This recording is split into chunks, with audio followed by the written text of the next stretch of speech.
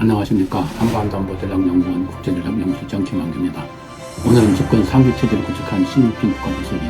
극단적인 반응을 잇따라 쏟아냄으로써 그 배경에 세계의 관심이 쏠리게 해서 중국 상황에 대해서 알아보도록 하겠습니다. 시진핑은 지난 5월 30일 20기 당중앙 국가안전회의를 개최하여 국가안보가 직면한 복잡하고 험준한 형세를 깊이 인식해야 한다고 밝히면서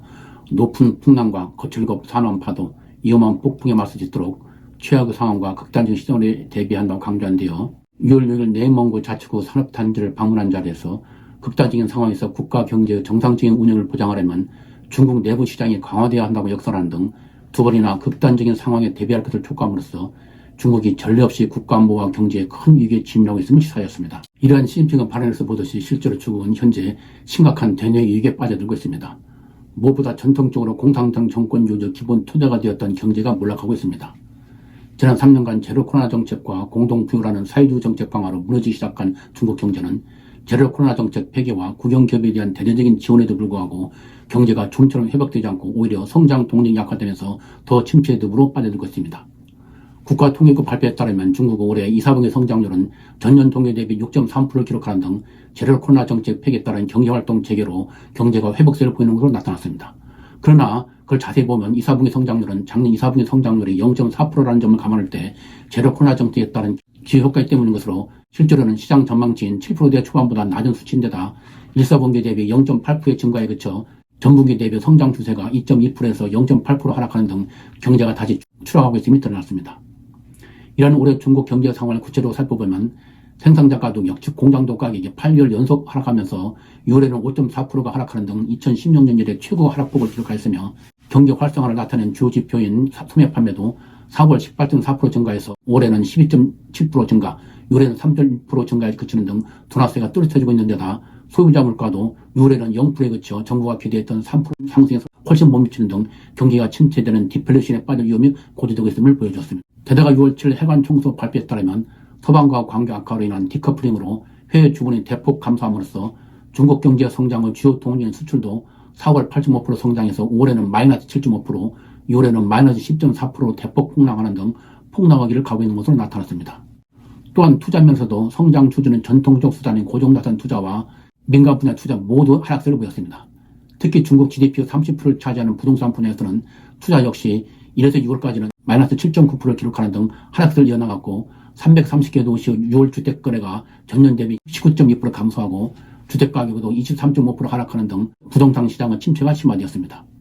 이런 가운데 공동부유 정책에 따른 시골에 대한 과도한 인프라 건설과 제로 코로나 정책 및 부동산 시장 침체 등으로 인한 세액 감소 등으로 부채가 급증함으로써 중국 경제의 빨간등을 더욱 깜박거리게 만들고 있는 실정입니다. 국제결제은행 및 국제통화기금에 따르면 중국 부채는 작년 9월 현재 GDP의 295%로 약 52조 달러에 달하고 있으며 특히 지방정부 부채는 지난 2월 말 현재 66조 유안, 즉 약 9조 4천억 달러에 달해 만기 투리한 채권 상환에 빚을 내어 갚는 등 부채기가 매우 심각해지고 있는 상황입니다. 더구나 시진핑 집권 3기에 들어 더 강화되고 있는 안보 우선 기조로 외국의 경영 컨설팅사와 회계업체 등에 대한 수사, 압수, 구류 등으로 중국에 대한 투자와 진출의 경계심이 고조되면서 올해 1, 4분기 외국인 직접 투자가 전년 동기 1,000억 달러에서 5분의 1 수준으로 감소된 200억 달러에 그치는 등 외국인들의 중국 투자도 급감하는 등 중국 경제를 더욱 힘들게 만들고 있습니다. 특히 주목할 것은 청년 실업률이 대폭 증가하고 있다는 사실입니다. 국가통계국 발표에 따르면 16세에서 24세 사이의 청년 실업률은 1월 17.3%를 기록한 이후 매월 상승세를 이어가다가 6월에는 21.3%에 달하는 등 역대 최고치를 기록하였습니다. 그리고 올해 8월에는 1,150만 명의 새로운 대학 졸업생이 취업시장에 쏟아져 나올 예정이어서 실업률이 더욱 높아질 전망입니다. 이러한 높은 청년 실업률은 경제 회복이 느린 데다 빅테크, 교육, 부동산 등 과거 청년들을 대거 고용한 산업 분야가 시진핑 공동부유 정책으로 고강도 규제를 받음으로써 일자리가 대폭 감소한다는 것으로 시진핑 체제에 큰 위협을 줄 가능성을 대표하고 있다고 하겠습니다. 고도 성장의 성과를 누리며 자란 중국의 20, 30대는 과거 고난의 세월을 겪었던 그 어느 세대보다 중화민족에 대한 자부심과 애국주가 강한 세대로서 공산당 체제의 지지 기반이었으나 취업난이라는 경제 현실에 실망하여 공산당에 등을 돌릴 가능성이 그 어느 때보다도 커지고 있는 실정입니다. 실제 이러한 청년층의 현실에 대한 불만은 작년 12월 제로 코로나 정책에 항의가 일어난 백지 시위에서 공산당 타도, 시진핑 타도 구를 외치는 것으로 나타났던 점에서 청년 실업률 증가는 시진핑 지배체제의 잠재적 위험이 되고 있다고 하겠습니다. 이상에서 살펴본 바와 같이 지금 중국 경제는 소비 침체, 생산성 약화와 투자 감소, 수출 하락과 부동산 위기 심화, 부채 및 실업률 증가 등 전방위적 퍼펙트 스톰의 측면에 있으며 이는 미국 등 서방 국가의 관계 악화 등으로 더 큰 위기로 발전할 가능성이 커지고 있는 시점입니다. 이에 대해 중국 정부도 위기감을 느끼고 대책 강구에 적극 나섰습니다. 먼저 중국 정부는 공무원 주체로 경제 전문가와 기업인들과 6차례에 걸친 대책회의를 개최하여 대응책을 적극 강구한 결과 대규모 경기 부양책을 추진하고 결론 짓고 6월 13일 인민은행이 작년 10월 이래 처음으로 당위정책 금리를 종전 2%에서 1.9%로 0.1%포인트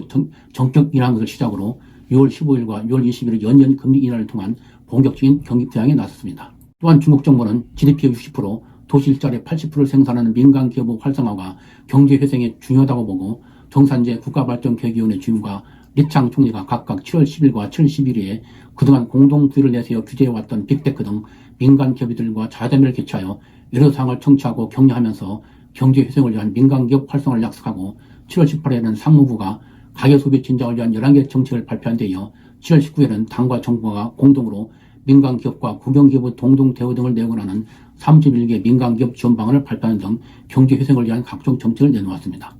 7월 24일에는 시진핑이 당중앙 정치국 회의를 개최하여 경제 회복에 기대에 못 미친 이유로 내수 부진과 부동산 리스크, 외부 환경 어려움을 들고 이를 해결하기 위해 기존에 제시한 정책들을 적극 추진할 것을 강조했습니다. 그러나 이러한 정책들의 실효성에 대한 불신으로 경제 회복 가능성에 대한 부정적 시각이 확산되고 있는 상황입니다. 먼저 금리 인하 등을 통한 양적 완화 등 중국 정부가 내놓은 다양한 경기 부정책에 대해 JP모간사 등 세계 신용평가사와 중국 경제 전문가들은 이러한 대책들이 가구소득 증가와 소비 진작 등 근본적 해결책이 아닌 과거 부채 의존의 경기 부양책이라는 점에서 국가 부채만 더욱 증폭시키고 경제 회복에는 한계가 있을 것으로 평가하면서 올해 경제 성장 전망치를 JP모간사는 5.9에서 5.5%, 다시 5%로 하향하는 등 모든 경제 전문기관들이 일제히 하향 조정하였습니다. 또한 민간기업 활성화와 소비 진작 정책 등에 대해서도 구체적인 실행 방안을 없고 추상적인 수사에 그쳐 있어 기업인들로부터 불신을 사고 있습니다. 중국 수석 경제학과 논단연구소 부소장 린차이, 홍콩 투자자문회사 알타캐피탈사 투자총책인 알란리, 호주 투자은행 맥쿼레이 그룹 중국경제 담당 수석 이코노미스트 레리후 등 중국경제 전문가들은 소비 진작 정책은 직접적인 현금 지원 등 구체적 조치가 없고 추상적인 말만 늘어나서 경제 회생을 위한 소비 진작에 큰 도움이 되지 못할 것이며 민간기업 지원에 대해서도 그동안 중국 정부는 민간기업을 국영기업과 동등하게 지원하겠다고 수없이 말을 했으나 립서비스에 불과하였고 신뢰를 얻기 위해서는 보다 구체적인 조치가 필요하다는 의견을 내놓았고 조정 유럽 상공회의에서도 그동안 친기업적인 말은 수없이 들어왔으나 구체적 조치가 취정성 거의 없었다. 약속이 아니라 이의 구체적 실행이 중요하다는 입장을 발표하는 등 여전히 중국적의 정책에 대한 불신이 기품을 보여주었습니다. 이에 따라 블룸버그 이코노믹스,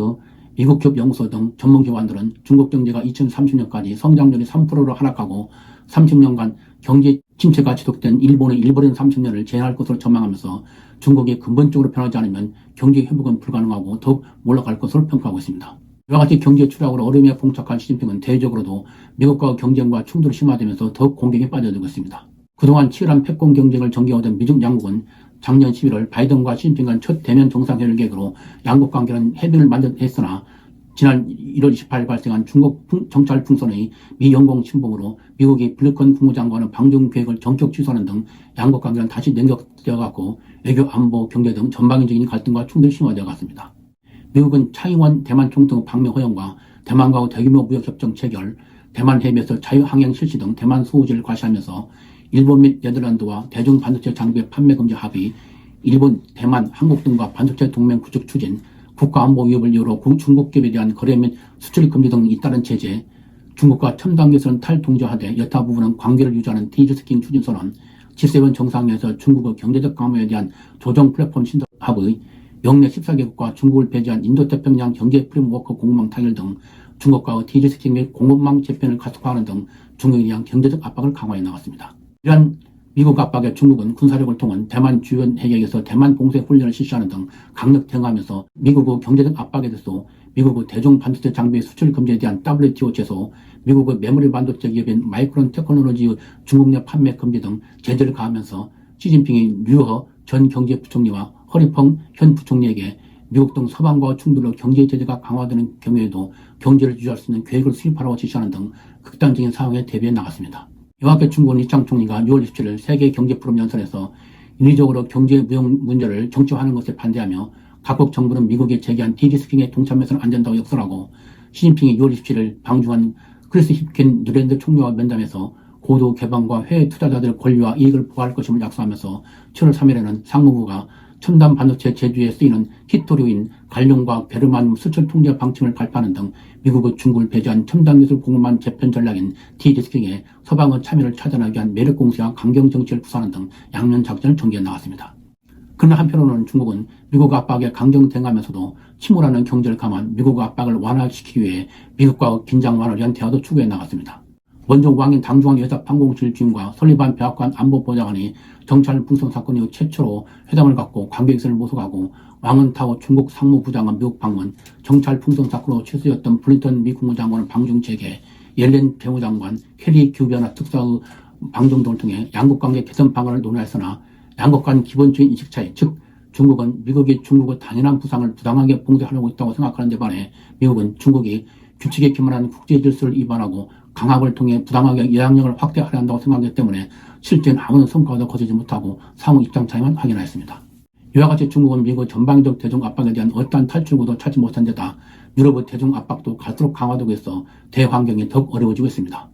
리창 총리가 독일과 프랑스를 방문, 대만 문제와 남중국해 문제, 디리스킹 문제 등을 논의를 통해 미국과 유럽 간 갈라치기를 시도했으나 아무런 성과도 거두지 못했고 오히려 네덜란드가 반도체 장비 중국 수출을 통제하는 조치를 발표하고 이후도 6월 30일 정상회의를 개최해 러시아와 대만 그리고 인권에 대한 중국 입장에 대해 우려를 표명하면서 대중 디리스킹에 합의하는 공동성명을 발표하고 나토도 7월 11일 정상회의를 개최해 중국의 군사력 강화 및 대러 관계 강화와 경제적 강화를 통한 영역 확대를 비난하는 공동성명을 채택하는 등 중국에 대한 서방 측의 압박은 높아만 가고 있어 시진핑을 공개에 빠뜨리고 있습니다. 이와 같이 국내적으로 위기에 봉착하고 있는 시진핑은 국민들, 특히 높은 실업률로 정부에 대한 불만이 고조되고 있는 청년들의 제2의 백지시 발생 가능성을 우려 인터넷 통제 등 대중 통제와 감시를 강화해 나갔습니다.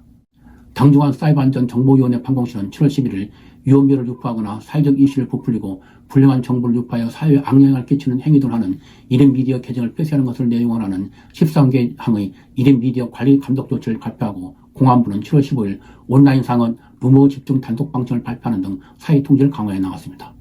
이러한 중국의 인터넷 단속 속내는 왕인 당중앙 여사방공실 주임이 7월 24일 브렉sit 외상회의에서 사이버 공간이 색깔 현명한 온상이 될 수 있을 가능성을 우려하면서 단속을 위한 상호 협력을 강조한 데서 잘 나타나고 있다고 하겠습니다. 또한 시진핑은 대만과 긴장 고조와 러시아의 우크라이나 전 고전 및 프리고전의 반란을 보면서 군의 동의와 모방 가능성 의식, 당중앙군사위원회 위원들을 비롯해 중앙군사위 산하기구와 각 정부 기관 등을 수집하여 정군 당거절 회의 개최와 집단 합숙 실시를 통해 군대에 대한 당의 절대적 영도와 군의 당에 대한 절대적 충성 그리고 군사력의 질 높은 발전을 강조하는 등 군신 장악을 강화해 나갔습니다. 그러나 이러한 통제에도 불구하고 시진핑 권력 기반은 시자준 내에서 저장성 출신과 푸젠성 출신 간 권력 감투가 막혀서 벌어지고 있다는 소문이 권력청 내부에서 확산되고 있고 이런 가운데 6월 25일부터 공개석상에서 자취를 감추었던 친강 외교부장이 7월 25일 아무런 배경 설명 없이 갑작스럽게 경제된 사건은 시진핑이 권력 상층분의 정치적 긴장을 관리하는 데 어려움을 겪고 있음을 시사한다고 할 것입니다. 이번 친강 경제 사건은 지금 당장 시진핑에게 심각한 위협이 되고 있지는 않지만 작년 백지시 때 처음으로 시진핑 타도 구호가 터져나온 점 등을 감안할 때 시진핑 3개 집권 체제의 하나의 불안 요인으로 작용할 가능성을 대표하고 있다고 할 것입니다. 이와 같이 중국의 경제 몰락은 물론 다방면에서 위기를 맞게 된 것은 시진핑 때문이라고 하겠습니다. 중국은 덩샤오핑 이래 미국 주도 세계 질서의 편성, 개혁 개방 정책을 추진하면서 중국인들에게 일정 한도의 자유를 주고 시장 경제를 도입하여 눈부신 경제 성장과 국외 선양을 일으켜왔으나 시진핑이 집권하면서 개헌을 통해 1인 독재 체제를 구축하고 덩샤오핑 등 선대 지도자들이 추진해오던 정책을 모두 뒤집고 국가 주도 사회주의 정책을 강화함에 따라 경제가 점점 어려움에 빠져들게 되었습니다.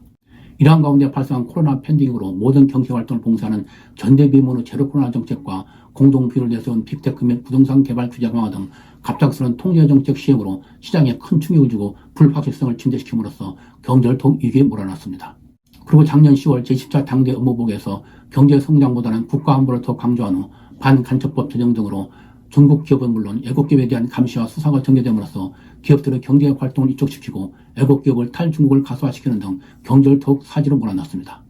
대외적으로도 시진핑은 힘을 킬 때까지 향후 100년 동안은 미국에 도전하지 말라는 덩샤오핑의 유언을 어기고 중화민족의 위대한 부인하는 중국몽을 내세워 미국 주도 세계 질서에 도전함으로써 미국 등 서방으로부터 국가 발전 핵심 요인은 첨단 기술의 공급망 배제 등 경제적 디커플링을 초래하여 경제의 몰락을 가속화하는 물론 외교적 고립 등 적대적 대환경에 직면하는 결과를 초래하였습니다. 이와 같이 선대 지도자의 가르침을 어기고 시대에 역행하는 시진핑 무모한 정책들이 중국 경제와 외교를 폭망의 길로 몰아넣고 있으며, 이에 따라 중국 내 일각에서 시진핑은 중국의 멸망을 재촉하는 총가독사라는 말이 나오고 있는 실정입니다. 결론적으로 고도성장 경제가 가져온 번영이 공산당 체제의 유지를 가능케 했다는 점에서 경제가 몰락하면 공산당 체제의 붕괴는 필연적이며 중국몽은 중국망이 될 것입니다. 이에 따라 시진핑 운명은 경제 살기에 달려있다고 해도 과언이 아닐 것입니다. 이러한 중국 위기가 심화되면서 곧 우리가 주의할 것이 한 가지 있다고 하겠습니다. 역사상 독재자들은 대내적으로 위기에 직면했을 때 관심을 대문제로 돌려 위기를 돌파하려 했다는 사실을 감안할 때 시진핑 막다른 골목에 몰리면 위기를 탈출하기 위해 대만 침공 등 무력 도발을 할 가능성을 배제할 수 없다는 것입니다. 이에 대해 작년 10월 전략문제풀이연구소가 중국 전문가를 대상으로 설문조사한 결과 63%가 시진핑의 대만 침공을 예상했고, 올해 1월 애틀란틱 카운실의 조사 결과에서도 70%가 침공을 예상하는 것으로 나타났습니다. 이러한 중국 도발 가능성은 6.25 정전협정 체결 7주년을 맞아 류흥중 전인대 상무위 부위원장과 쇼이구 러시아 국방장관이 북한을 방문하여 소위 전승절 기념 열병식에 참석, 중러 3국 간 결속을 과시하는 등 3국 간 관계가 날로 강화되어 있는 점을 감안할 때 한반도에도 큰 영향을 미칠 것입니다. 이에 따라 모든 가능성에 대비하여 사전의 대책 마련에 만전을 기해 나가야 할 것입니다. 오늘은 시진핑 침략으로 인한 위기상황과 위기를 돌파하기 위한 무력 도발 가능성에 대해서 분석했습니다. 여러분의 중국 정치에 도움이 되면 좋겠습니다. 시청해주셔서 감사합니다.